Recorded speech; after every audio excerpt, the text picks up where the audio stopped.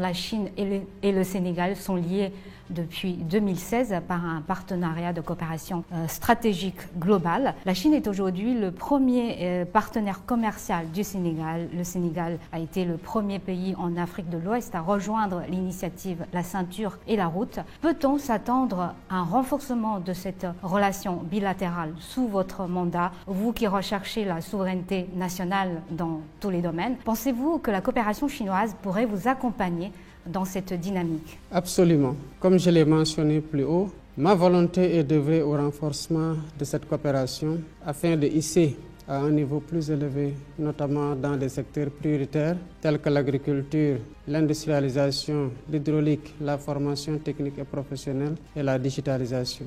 La recherche de la souveraineté nationale dans tous les domaines est une priorité pour mon gouvernement qui est en train de finaliser la vision 2050 et le référentiel des politiques publiques que nous comptons mettre en œuvre bientôt. Nous travaillons donc avec tous les pays amis et partenaires qui sont disposés à nous accompagner dans la réalisation de ces priorités, y compris et surtout la Chine. Et ce sera l'occasion de renouveler et de consolider les relations d'amitié et de coopération entre le Sénégal et la Chine que nous avons érigé au rang de partenariat stratégique global. Donc avec cette visite, j'ai la conviction que le grand succès de la coopération sino-sénégalaise qui est matérialisé par plusieurs réalisations et plusieurs projets dans des secteurs variés va se perpétuer. Alors le FOCAC, depuis sa création en l'an 2000, a déjà eu de très nombreux résultats dans le sens de consolider la solidarité et l'amitié et de promouvoir le développement en commun entre la Chine et l'Afrique. Comment voyez-vous, Monsieur le Président, le rôle joué par le mécanisme du FOCAC dans le resserrement des liens, dans le renforcement de la coopération entre Chinois et Africains? Le FOCAC représente un cadre innovant de coopération sud-sud qui a déjà fait ses preuves. C'est une plateforme d'échange fructueux et de partenariat dynamique pour répondre aux défis sino-africains.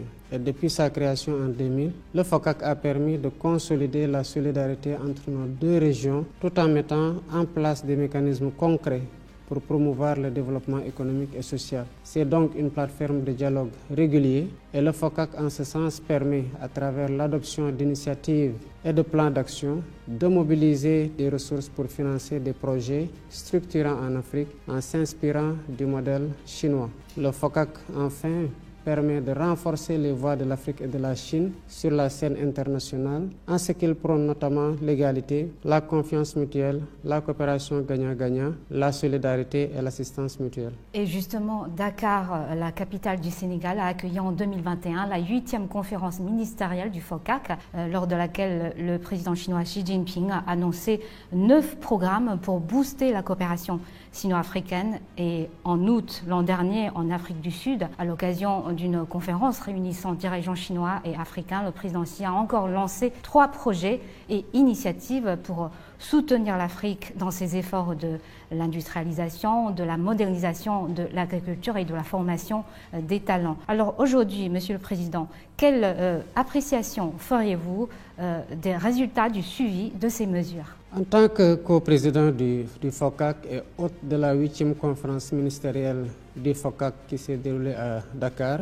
le Sénégal a été témoin des importantes réalisations de ce partenariat, en particulier dans le domaine des infrastructures, avec la mise en œuvre de l'initiative La Ceinture et la Route. Beaucoup de routes, d'autoroutes, de ports, d'aéroports et de chemins de fer ont été construits. Des investissements importants ont été réalisés dans le domaine de l'agriculture, de la formation technique et professionnelle, de l'hydraulique et de la santé. Certes, les défis restent immenses, mais le suivi des initiatives et programmes lancés par le président Xi Jinping montre l'engagement solidaire de la Chine aux côtés de l'Afrique, qui augure d'un partenariat plus fort et plus élevé. Nous pouvons donc exprimer notre totale satisfaction dans cette coopération et dans le modèle chinois. Et comme vous l'avez déjà rappelé tout à l'heure, Monsieur le Président, la Chine et le Sénégal sont liés depuis 2016 par un partenariat de coopération stratégique globale. La Chine est aujourd'hui le premier partenaire commercial du Sénégal. Le Sénégal a été le premier pays en Afrique de l'Ouest à rejoindre l'initiative La Ceinture et la Route. Peut-on s'attendre à un renforcement de cette relation bilatérale sous votre mandat, vous qui recherchez la souveraineté nationale dans tous les domaines? Pensez-vous que la coopération chinoise pourrait vous accompagner dans cette dynamique? Absolument. Comme je l'ai mentionné plus haut, ma volonté est d'œuvrer au renforcement de cette coopération afin de hisser à un niveau plus élevé, notamment dans des secteurs prioritaires tels que l'agriculture, l'industrialisation, l'hydraulique, la formation technique et professionnelle et la digitalisation. La recherche de la souveraineté nationale dans tous les domaines est une priorité pour mon gouvernement qui est en train de finaliser la vision 2050 et le référentiel des politiques publiques que nous comptons mettre en œuvre bientôt. Nous travaillons donc avec tous les pays amis et partenaires qui sont disposés à nous accompagner dans la réalisation de ces priorités, y compris et surtout la Chine. Et en termes de politique internationale, on parle aujourd'hui de plus en plus de Sud global. La Chine en fait partie, comme le Sénégal. À votre avis, Monsieur le Président, qu'est-ce que le Sud global peut nous apporter dans notre monde d'aujourd'hui et comment voyez-vous les efforts fournis par la Chine pour promouvoir la coopération au sein du Sud global et pour pousser les pays en voie de développement à progresser ensemble? Le Sud global regroupe essentiellement des pays en développement et devient de plus en plus une réalité dans les relations internationales.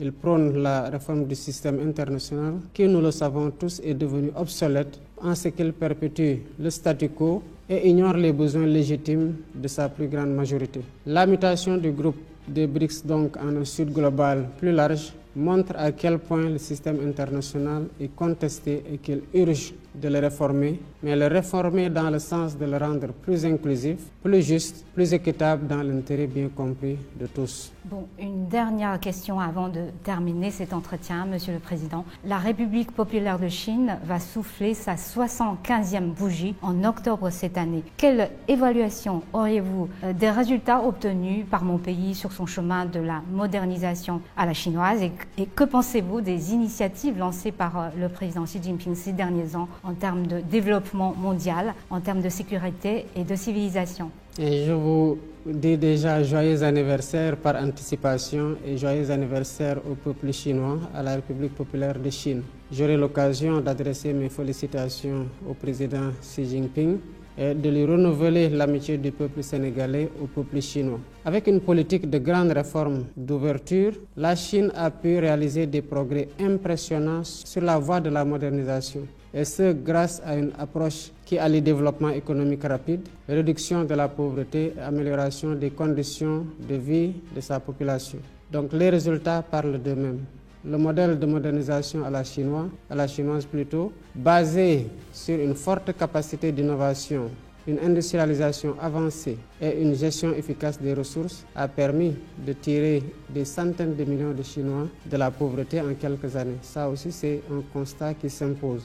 La Chine est donc en ce sens une source d'inspiration pour de nombreux pays en développement, y compris le Sénégal. Les initiatives lancées par le président Xi Jinping, telles que l'initiative pour le développement mondial, l'initiative pour la sécurité mondiale et l'initiative pour la civilisation mondiale, sont des contributions importantes pour renforcer le multilatéralisme comme fondement de la coexistence pacifique des peuples.